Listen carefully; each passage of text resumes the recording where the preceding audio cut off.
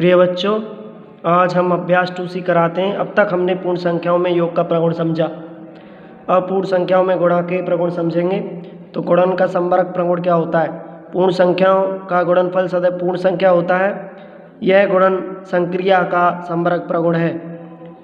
जैसे 5 गुणा 3 15, 15 भी क्या है कि होगी, एक पूर्ण संख्या होगी। उसी तरह अब हम 2 गुणा 4 दे रखा है, इसको संख्या रेखा पर किस तरह दर्शाएंगे देखिए। तो 2 गुणा 4 हम इसे ऐसे लिख सकते हैं, 2 + 2 मतलब 2 गुणा 4 का मतलब 2 4 बार जुड़ रहा है। 2 कितनी बार जुड़ रहा है? 4 बार। भाई 2 गुणा 4 का मतलब 2 4 बार, जैसे 2 + 2 + 2 + 2 बराबर क्या हुआ? 8, और 4 दूनी 8। ठीक। उसी तरह 3 चौका 12, तो 3 कितनी बार जुड़ रहा है? 4 बार। 5 दूनी 10, तो 5 कितनी बार जुड़ रहा है? 2 बार। ठीक। उसी तरह संख्या रेखा पर दर्शाएंगे। देखिए, सबसे पहले एक संख्या रेखा खींचेंगे, उसके बाद में यहाँ लिख लेते हैं, हमें दर्शाना है 2 गुणा 4 बराबर 8। और इसको कैसे लिखेंगे? 2 + 2 + 2 + 2 बराबर 8। अब देखो, 1 2 लाइन यहाँ खींच लेते हैं, एक लाइन यहाँ खींच लो। 0 1 2 3 4 5 6 7 8 9 10 11 और 12। देखिए 2, तो 1 और 2 यहाँ से यहाँ तक, उसके बाद में फिर 2, 1 और 2 यहाँ से यहाँ तक, फिर 2 1 2 यहाँ से यहाँ तक, फिर 2 1 और 2 यहाँ से यहाँ तक। कितने हो गए? 1 2 3 और 4। 1 2 3 4, तो यहाँ से यहाँ तक कितना बन गया? 8। सीधा बनाना इसे, ठीक है बेटा? क्या हो गया? 8। संख्या रेखा पर इस तरह दर्शाएंगे, ठीक है? अरे कोई भी, अब ये समझ लो, पहले जब गुणा नहीं था, जोड़ समझ लो। कोई भी संख्या को बार बार जोड़ेंगे। मान लो 5 है, अब 5 को 1.5 बार जुड़वाता है, 5 5 5 5, तो कब तक जोड़ेंगे? तो इसीलिए क्या किया, विद्वान थे जो गणितज्ञ थे, उन्होंने क्या किया? गुणा की खोज की। ठीक। अगर 5 को 1.5 बार जोड़ेंगे तो गुणा, जो संख्या हमें जोड़नी है उसका जितनी बार जोड़नी है गुणा कर देंगे, तो वही सेम उत्तर आएगा जो जोड़ने के बाद आएगा। ठीक है। जैसे 15 तिया 45। अब 5 को 1.5 बार जोड़ोगे तो इतना ही आएगा, 450। ठीक है। ओ सॉरी, 15 5 75। ठीक, समझ गए? उसके बाद में उसी तरह कर लेंगे। जैसे 3 है, 3 गुणा 4, तो इसको किस तरह दर्शाएंगे? देखिए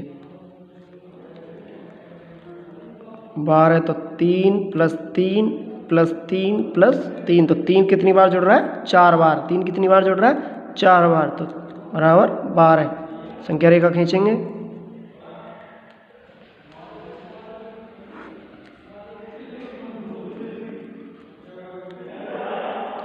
0 1 2 3 4 5 6 7 8 9 10 11 12 13, और तुम्हारी कॉपी पर जितना है। ठीक। उसके बाद में सबसे पहले 3, तो 1 2 3, यहाँ से यहाँ तक 3, उसके बाद फिर 3 1 2 3, यहाँ से यहाँ तक, उसके बाद फिर 3 1 2 3, यहाँ से यहाँ तक, उसके बाद फिर 1 2 3 1 2 3, यहाँ से यहाँ तक। समझ गए? जिस तरह इसमें 2 2 हुआ था, उसी तरह यहाँ 3 3 हो गया। ठीक। 1 2 3 4 1 2 3 4, कहाँ तक जा रहा है हमारा? 12 तक। तो यहाँ से यहाँ तक 12 खींच देंगे। ये संख्या रेखा बन गई। ठीक बेटा, इस तरह बना लेंगे, कोई भी क्वेश्चन आए इसी तरह संख्या रेखा बना लेंगे। उसके बाद में दूसरा देखते हैं।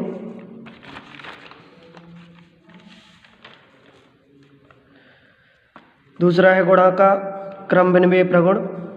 पूर्ण संख्या युग्म में उनके क्रम को बदल देने पर भी गुणनफल समान होता है।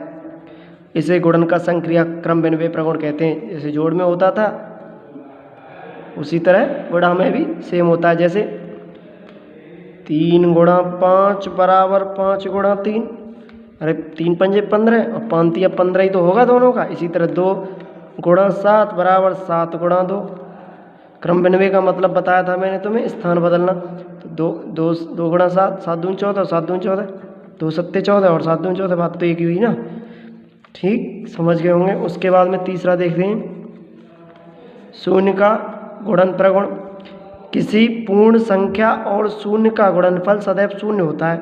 ठीक, किसी पूर्ण संख्या और 1 का गुणनफल वही संख्या आती है। जैसे 0 में 0 का करेंगे शून्य तो शून्य आएगा, सदैव शून्य होता है नहीं होता। 0 में 2 का गुणा करेंगे, ये टॉपिक अलग हो गया। 0 में 2 का गुणा करेंगे तो क्या होगा?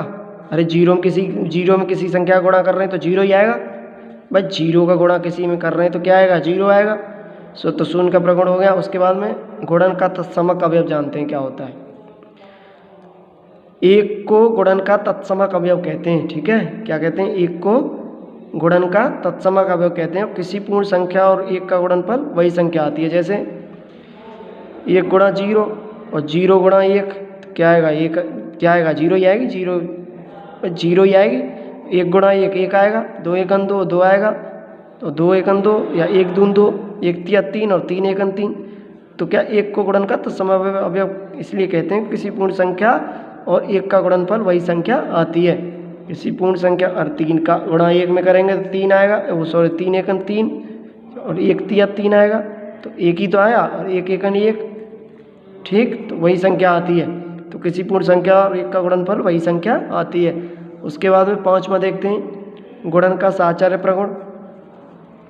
किन्हीं 3 पूर्ण संख्याओं के सतत गुणन संक्रिया में संख्याओं के क्रम को परिवर्तित करने पर गुणनफल अपरिवर्तित रहता है। अतः गुणन की संक्रिया पूर्ण संख्याओं में साहचर्य है। किन्हीं 3 पूर्ण संख्याओं के सतत गुणन संक्रिया में संख्याओं के क्रम को परिवर्तित करने पर गुणनफल अपरिवर्तित रहता है, परिवर्तित नहीं होता।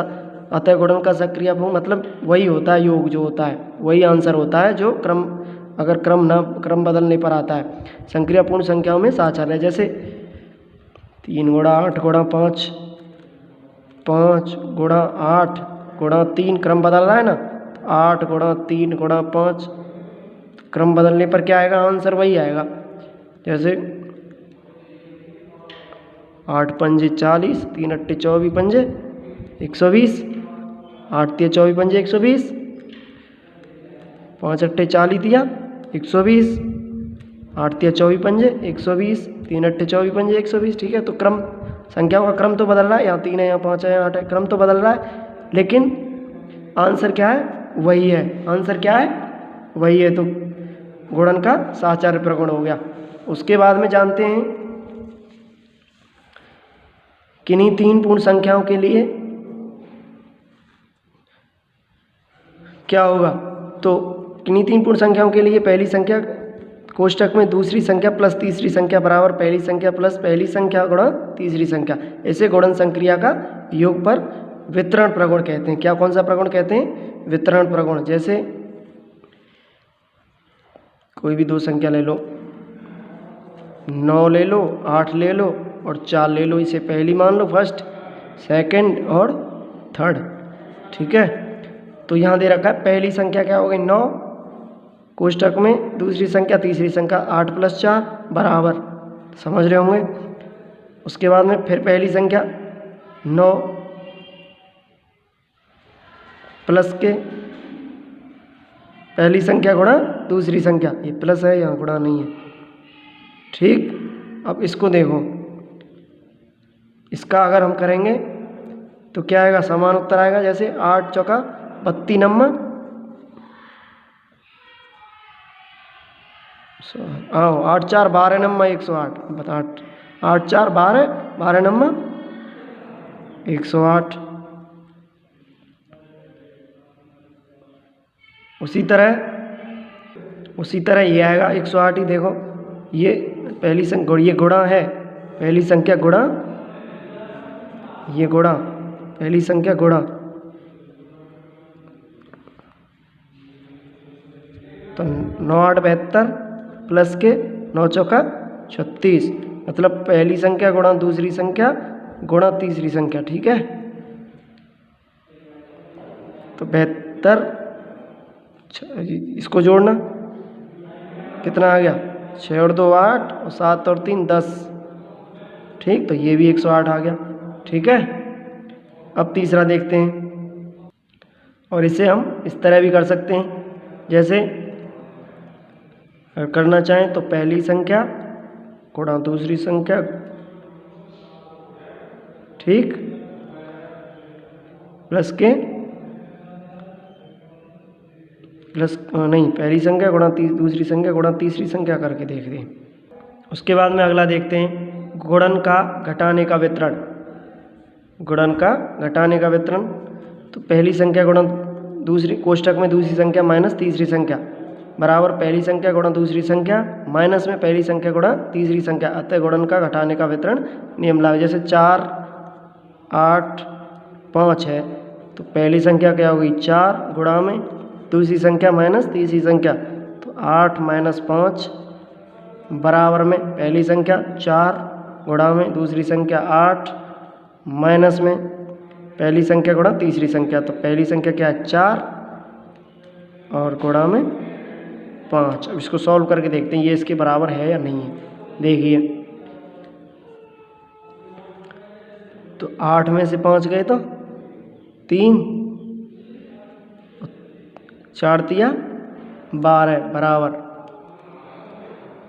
उसके बाद में 8 चौका 32 माइनस के 4 पंजे 20, तो कितना आ गया, ये भी 12, तो ये भी 12 और ये भी 12, तो समान हो गया। ठीक, तो गुणन का घटाने का वितरण हो गया। ये सूत्र लिख लेना बेटा, ठीक है, ये लिख लेना सूत्र। ठीक, उसके बाद में एक्सरसाइज अगली वीडियो में कराता हूँ। धन्यवाद।